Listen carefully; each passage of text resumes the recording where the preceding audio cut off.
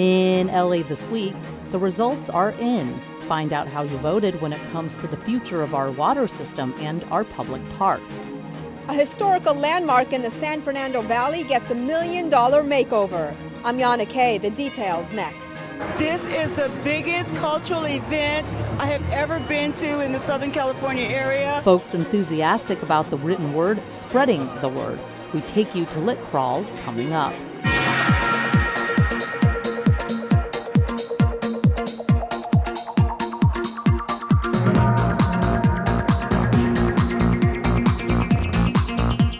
Hello and welcome to LA This Week. Thanks for joining us. I'm Ellen Chang. The midterm elections are behind us. Locally, some big issues for Angelenos, the statewide water proposition and the county park funding proposition. Anna Marcos takes a look at those measures and more, and which ones passed at the polls. Just a day after the elections, Angelenos and Californians woke up to a state that will invest in its water future, save for a rainy day, and reduce penalties for nonviolent crimes. Governor Jerry Brown, who won a record fourth term, campaigned heavily for Prop 1, a water bond that provides state funding for water projects and ecosystems, and Prop 2, which creates a so-called rainy day account from California's general fund. Both plans won by a landslide. City leaders also showed their support for the water measure. The more we can pump locally, the less water we need to import from hundreds of miles away. California voters also passed Measure 47, a plan to cut prison spending by downgrading nonviolent felonies like property and drug crimes to misdemeanors. But voters rejected Measures 45 and 46, two controversial medical proposals, as well as Measure 48, the casino gaming plan. The only measure on the LA County ballot, Measure P, got a thumbs down by Angelenos. This is a small investment for a great return. The measure would have paid for parks and open spaces, but fell short of the two-thirds majority it needed to win, which means a shaky future for LA's parks. And in one more important local race, LA County now has a new sheriff. Current Long Beach Police Chief and former LAPD veteran Jim McDonnell will now take the reins as LA County's top cop. I'm Anna Marcos for LA This Week. And a lot is also going on a city level to address the critical drought, which some predict could last a decade. Mayor Garcetti recently convened his inaugural water cabinet meeting to discuss the city's drought response across all departments. While it may have been the first meeting of Mayor Eric Garcetti's water cabinet, it has already made headlines. It was announced that the LADWP will be increasing its rebate for residents to replace their lawn with California-friendly landscaping from the prior $3 to $3.75 a square foot. The new level is the highest for residential customers of any utility in Southern California. And how often do you get something free from government? But you can today. You can get free toilets, you can get free fixtures, you can get money. If you change out your grass, it's better than free. We'll actually pay you. The cabinet will meet regularly to ensure the mayor's sweeping water conservation strategies announced in October are being implemented by city departments. And for its part, the LA City Council is also wasting no time. It voted to turn off the sprinklers on large city lawns not used for recreation. The council made an exception, however, for trees and shrubs, which will still be watered. And as we face this critical drought, the city is offering help to residents in a very tangible way so that they can save water and energy effective immediately. Yana Kay has more. These volunteers are installing a new low-flow showerhead and water-saving faucet aerator inside this Glassell Park apartment. Thanks to an LADWP grant, 4,000 households in Los Angeles will receive these new attachments as part of a water-saving initiative. We need to take care of our planet. We need to keep our resources. We have to be saving them. And saving our resources is what the Water Watch program is all about. It's a collaboration between LADWP, Councilmember Mitch O'Farrell's office, and the Anahook Youth Sports Association.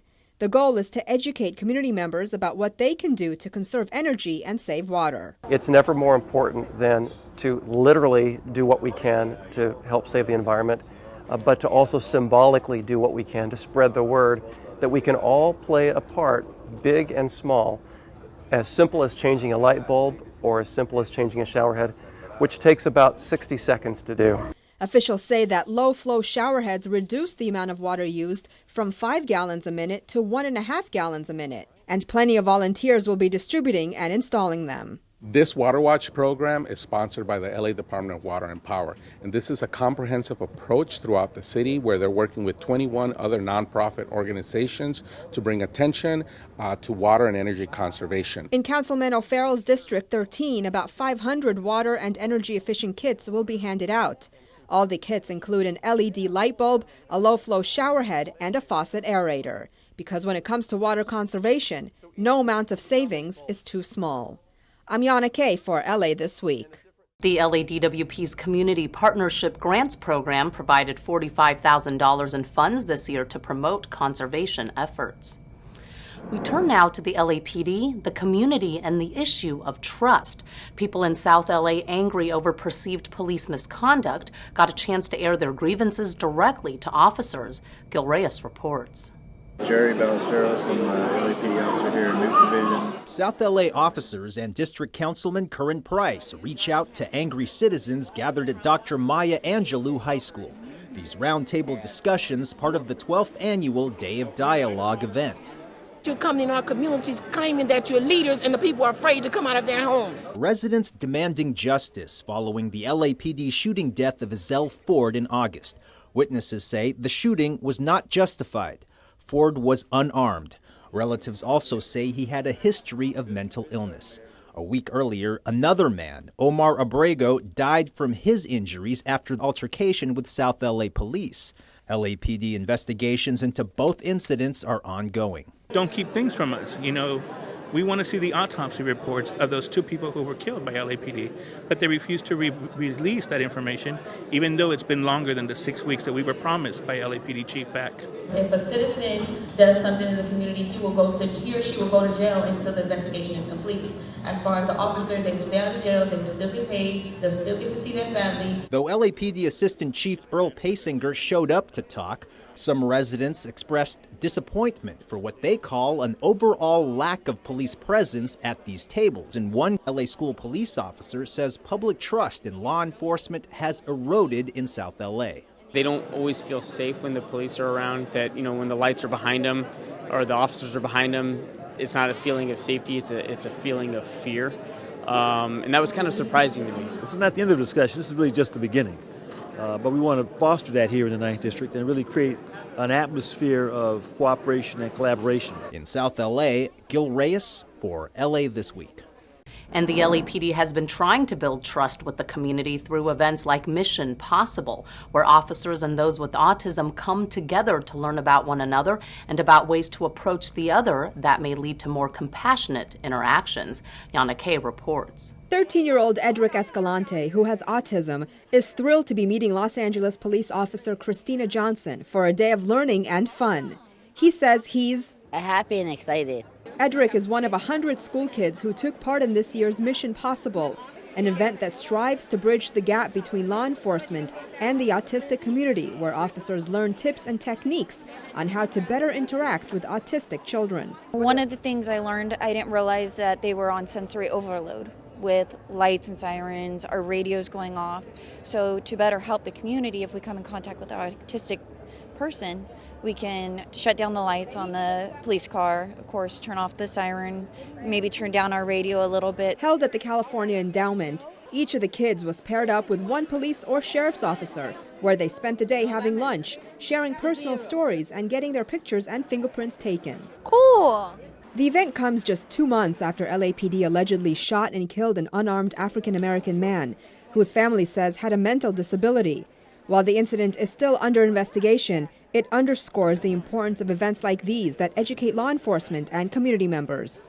Now, this event not only helps law enforcement learn more about autism, but educators say it also helps the children understand that the police officer is there to help them and is their friend. They'll think of them more as their buddies and their friends, as opposed to someone who's, very scary with a gun. We have a lot of encounters with them throughout the day while we work patrol.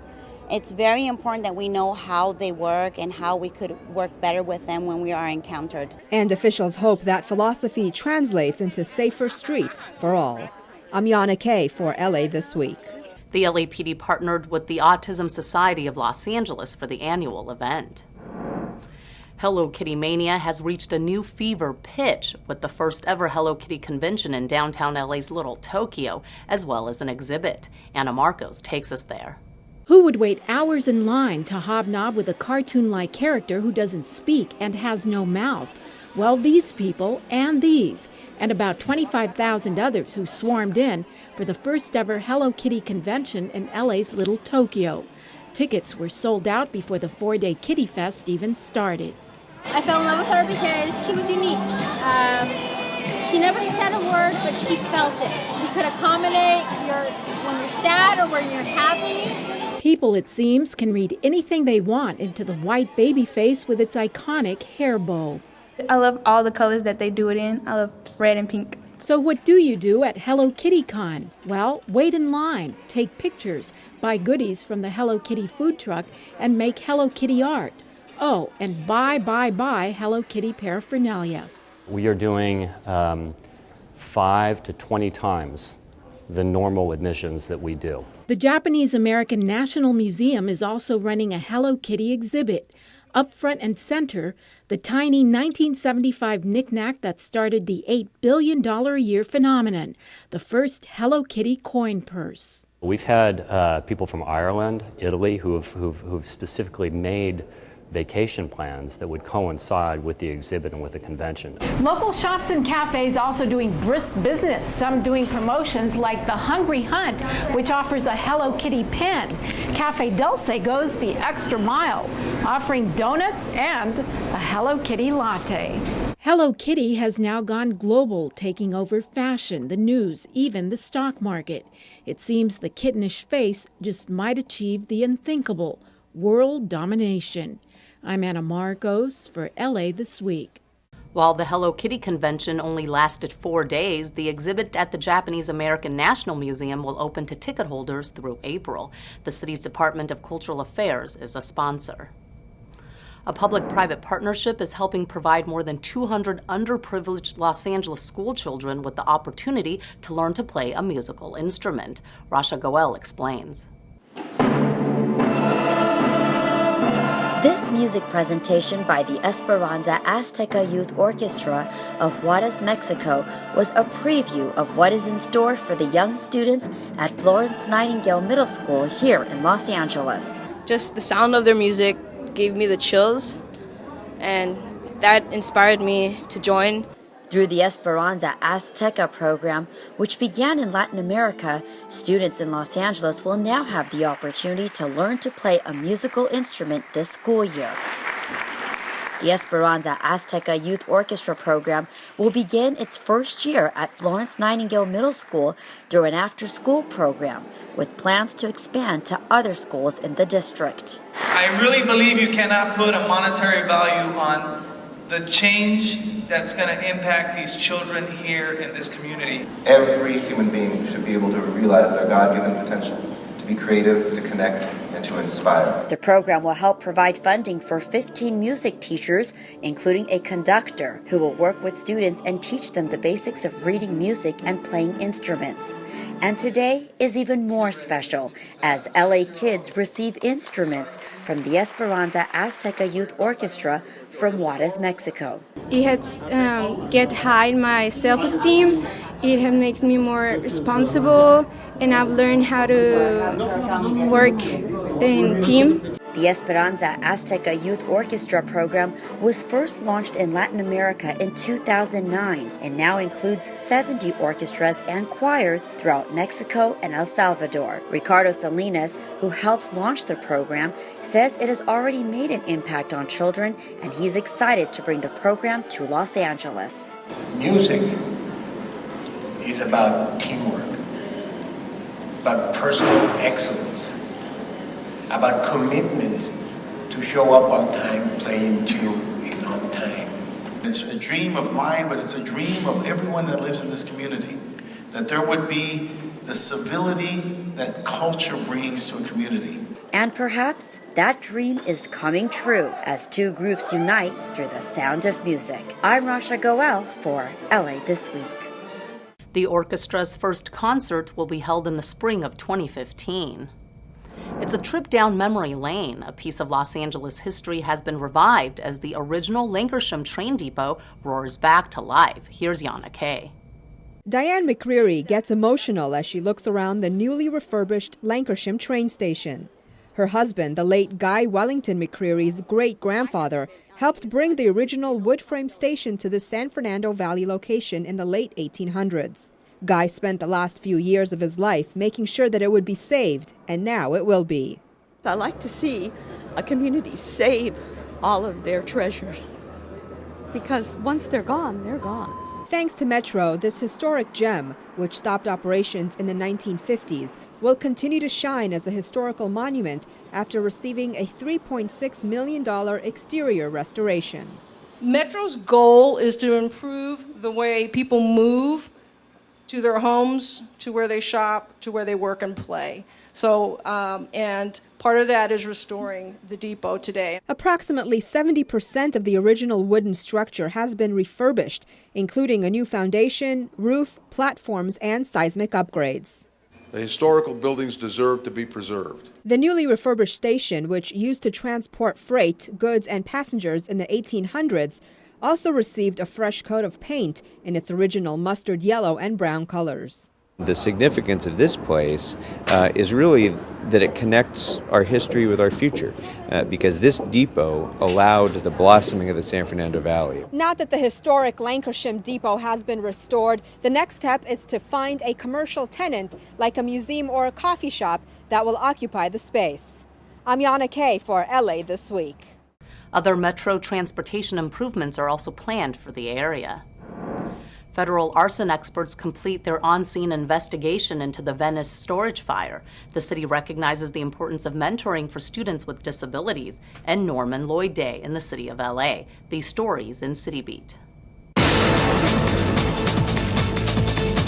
The October 25th fire at Extra Space Storage in Venice has been ruled undetermined. The Los Angeles Fire Department's Arson Counterterrorism Section had called upon the Federal Alcohol, Tobacco, and Firearms and Explosives Agency, or ATF, to investigate the fire at the two-story, 81,000-square-foot storage facility. And while the scene examination has been completed, investigators say they will continue to conduct interviews, forensic examinations of collected evidence, and follow-ups of additional leads as they develop. City leaders recently recognized Disability Mentoring Day for helping to foster relationships between employers and potential future employees. New generations of young people with disabilities and growing up in Los Angeles, graduating from high school, going to college, and preparing to participate in the workplace. And programs like this emphasize our dedication as a city to this very important community.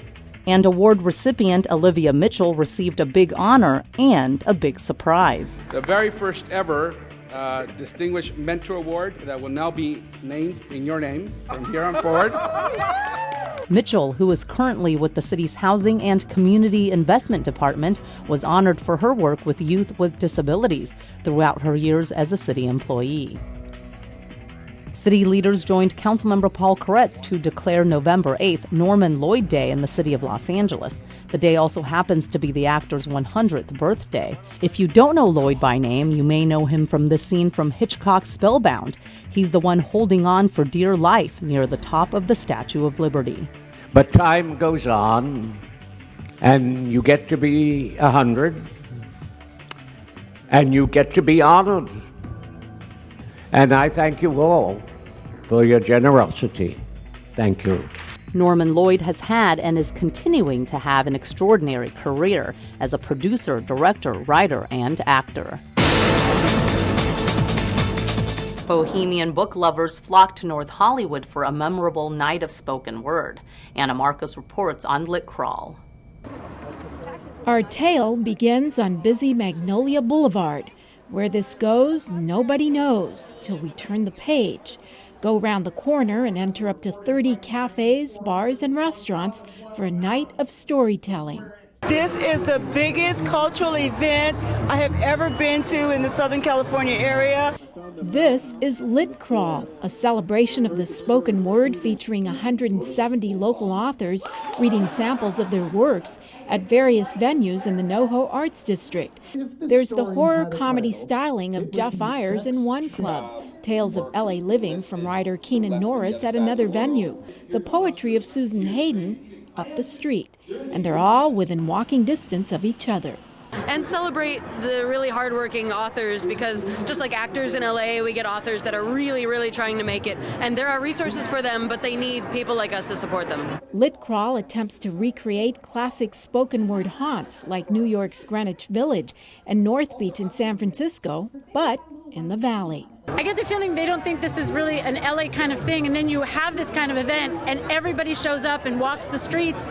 We love this kind of thing. This is fantastic. A wonderful way for people from outside of this area to come and enjoy all that NoHo has to offer, and for the people here in North Hollywood to come out and get to know each other and get to enjoy the great venues that we have here in this neighborhood, and lots of really terrific artists. Everyone has a story. Get out your pens and start writing. As we close the book on another successful event. From LitCrawl in the NoHo Arts District, I'm Anna Marcos for LA This Week. This marked the second annual LitCrawl. Over 2,000 people came out, the biggest turnout yet. In this week's list of things to do, a tribute to Dennis Hopper, an edge-of-your-seat drama, and a meeting for students interested in volunteering at the LA Zoo. Dennis Hopper was recognized during his lifetime for his work as an actor and director, but his interest went beyond cinema into other realms of art, especially photography. The USC School of Cinematic Arts will present a tribute to Dennis Hopper, including a series of screenings, conversations, and an exhibition of Hopper's photographs. The closing night event of the tribute takes place on Friday, November 14th from 7 to 10 p.m. at the Eileen Norris Cinema Theater at the Frank Sinatra Hall University Park campus downtown, located at 850 West 34th Street. The event will feature a screening of Hopper's 1971 film, The Last Movie, followed by a discussion with Hopper's friends, family, and colleagues. Call 213-740-0483 for details. Marsha Norman's Pulitzer Prize-winning Night Mother starts with a supposedly normal evening in the mother-daughter Kate's household and spirals out of control when 40-something Jessie announces to Mama that she plans to kill herself before the night is over. Over the course of 90 minutes in real time, Thelma desperately works to convince her daughter that life is worth living. Eloquent and darkly humorous, Night Mother has been hailed as an American classic and one of the most powerful contemporary dramas ever written. Catch a showing at the Lost Studio located at 130 South La Brea Avenue on Saturday, November 15th, 8 to 10 p.m. For ticket prices and other information, call 818-826-3609. If you are about to enter the 10th grade in the fall or know somebody who is also interested in volunteering at the LA Zoo, you won't want to miss this informational meeting on Saturday, November 15th from 10 a.m. to 4 p.m. at the zoo located at 5333 Zoo Drive.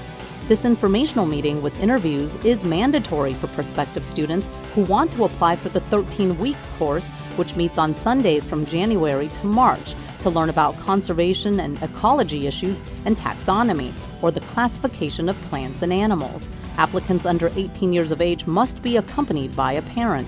Go to lazoo.org. And that's a look at some upcoming things to do.